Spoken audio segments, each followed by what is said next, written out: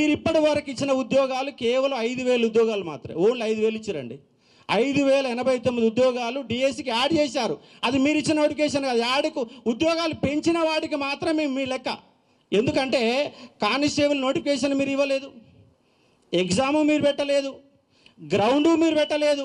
ఏది పెట్టకుండా ఉద్యోగాలు మీ ఎట్టయితాయి? నియామక పత్రాలు మాత్రమే చేస్తే ఉద్యోగాలు మీ అకౌంట్లో పడతాయా? లేదు.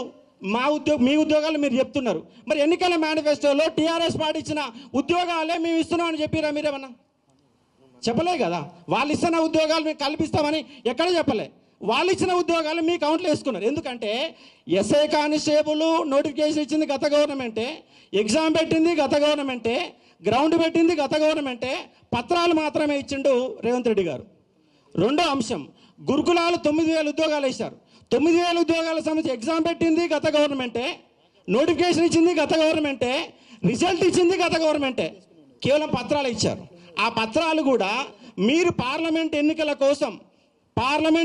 కోసం డిఎల్ ఇచ్చిన తర్వాత జేఎల్ ఇచ్చిన తర్వాత పీజీటీ, పీజీటీ, టీజీటీ ఇట్లా పైకి వెళ్ళి ఇవ్వాలా. కానీ మధ్యలో పీజీటీ ఇచ్చారు. ఎందుకు ఇచ్చారంటే డిఎల్కి డెమో పెట్టాలి, దానికి ఇంటర్వ్యూ ఉంటుంది. జేఎల్కు డెమో ఉంటే ఇంటర్వ్యూ ఉంటుంది. అవి పెడతాను ఇంకో 4 రోజులు పడుతుంది. 4 రోజుల్లోగా మీ ఉద్యోగ పత్రాలు ఇవ్వాలి కదా.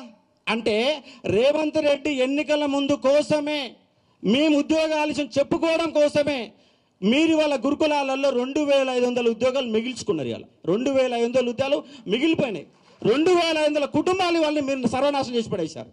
ఎందుకంటే ఉద్యోగాలు వస్తాయని చెప్పేసి రాసిరు, 1:2 లిస్టులో ఉన్నారు, పత్రాలు ఇచ్చారు, సర్టిఫికేట్ వెరిఫికేషన్ అయిపోయింది, అన్నీ అయిపోయినాయి. కానీ ఉద్యోగాలు మాత్రం రోడ్డు మీద ఇందిరా పార్క్ 5 సార్లు ధర్నా పెట్టిరు. రేవంత్ రెడ్డి గారి ఇంటిని ముట్టడి కూడా 10 సార్లు ముట్టడి చేశారు. అయినా కూడా వాళ్ళ గోస ఇంతవరకు పట్టించుకున్నోడే లేడు. ఎస్ఐ కానిస్టేబుల్ 3,500 ఉద్యోగాలు మిగిలిపోయినాయి. గ్రూప్ 4లో 3,500 ఉద్యోగాలు మిగిలిపోయినాయి. మీరు ఇచ్చిన 60,000 ఉద్యోగాలు అని చెప్తారు కదా. మీరు 60,000 ఉద్యోగాలు ఇవ్వలే, 10,000 ఉద్యోగాలు మిగిల్చుకున్నారు. మీరు వాస్తవంగా చెప్పండి. 10,000 ఉద్యోగాలు మిగిల్చుకున్నారు, కొత్త ఇవ్వాల. సర్టిఫికేట్లు ఇచ్చేసి పత్రాల సీఎం అంటే ఎట్లా చెప్పండి మీరు? రేవంత్ రెడ్డి గారిని మేము ప్రెస్ క్లబ్లలో మాట్లాడి, ఆడ మాట్లాడి, ఈడ మాట్లాడి కాంగ్రెస్ పార్టీని గెలిపిస్తే ఇవాళ పత్రాల సీఎం అయిపోయింది రేవంత్ రెడ్డి గారు. మీ గౌరవ భావంతో మేము కాంగ్రెస్ పార్టీని గెలిపిస్తే ఇవాళ